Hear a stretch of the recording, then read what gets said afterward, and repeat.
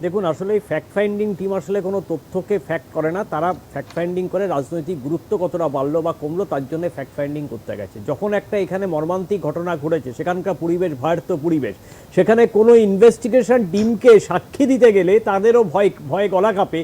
সেখানে আপনি মনে করেন যে তৃণমূলের প্রতিনিধিকে তারা ফ্যাক্ট করে বলবে এবং কি 164, 161 এফএসিএল কি হয়েছে প্রত্যেকটা ঘটনা তারা বলবে, কিচ্ছু বলবে না। এখানে প্রপার ইনভেস্টিগেশন দরকার। আমরা বকটুইকাণ্ড প্রপার ইনভেস্টিগেশন চাইছি, আমরা হাঁসখালিতেও চাইছি, আমরা হাতরাসও চেয়েছি।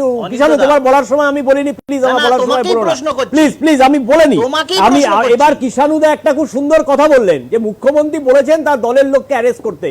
স্মৃতি, যদি ইতিহাসের পেছনের পাতায় একটু তুমি তাকাও তাহলে তোমার মনে আছে পার্ক স্ট্রিটের ঘটনা, যেদিন সুজাত যতনকে রেপ করা হয়েছিল সেদিন এবিপি আনন্দে উনাদের দলের এমপি কাকলি ঘোষ দস্তিদার বলেছিল উনাকে রেপ করা হয়নি, কাস্টমার ডিলিং করতে উনি ব্যর্থ হয়েছেন তাই উনাকে ধর্ষণ করা হয়েছে। মুখ্যমন্ত্রী শোকজ করেছিলেন, উত্তর হচ্ছে না।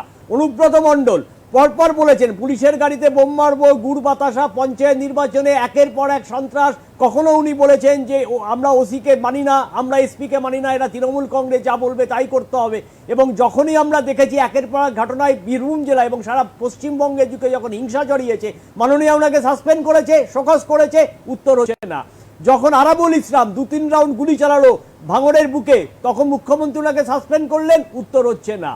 যখন শওকত মোল্লা একটা ভিডিওতে প্রশ্ন করলো মুখ্যমন্ত্রীকে যে আমাদের এখানে বাস স্ট্যান্ড নেই, এখানে একটা বাস স্ট্যান্ড দরকার, তখন মুখ্যমন্ত্রী ওনাকে হেসে বলছেন যে ওইখানে বাস স্ট্যান্ড হবে কি, তোমরা তো বোম মারাও। অতএব পশ্চিমবাংলার সমস্ত সমাজবিরোধী ধর্ষককে নিয়ে যে দল তৈরি করেছে সেই রাজনৈতিক দলটার নাম তৃণমূল কংগ্রেস। আর বারবার এই জ্যোতি আর আপনার কিষাণু বারবার বলছে ওরা ক্ষমতা এসেছে, প্রচুর ম্যান্ডেট। একটা সময় হিটলারও ম্যান্ডেট পেয়েছিল, একটা সময় সাদ্দাম হুসেনও ম্যান্ডেট পেয়েছিল, 93% ভোট তারা পেয়েছিল। তার মানে এটা প্রমাণ করে না যে অপরাধকে তারা সম্মতি দিচ্ছে, অপরাধকে তারা মান্যতা দিচ্ছে।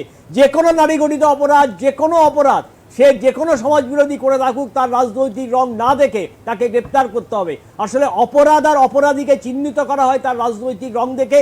সেটা উত্তরপ্রদেশে যেই সরকার আছে এবং পশ্চিমবঙ্গে সেই একই সরকার একই কাজ করে। এবং পশ্চিমবঙ্গে যে আইন চালু আছে সেই আইনটার নাম Mamata Banerjee penal procedure code, আর উত্তরপ্রদেশে যে আইন চালু আছে যোগী আদিত্যনাথ প্রসিডিওর কোড। সারা ভারতবর্ষে ইন্ডিয়ান পিনাল কোডে সাজা হয়, এখানে যোগী আদিত্যনাথ কোড আর মমতা ব্যানার্জির কোডে সাজা হয়। এটা আমাদের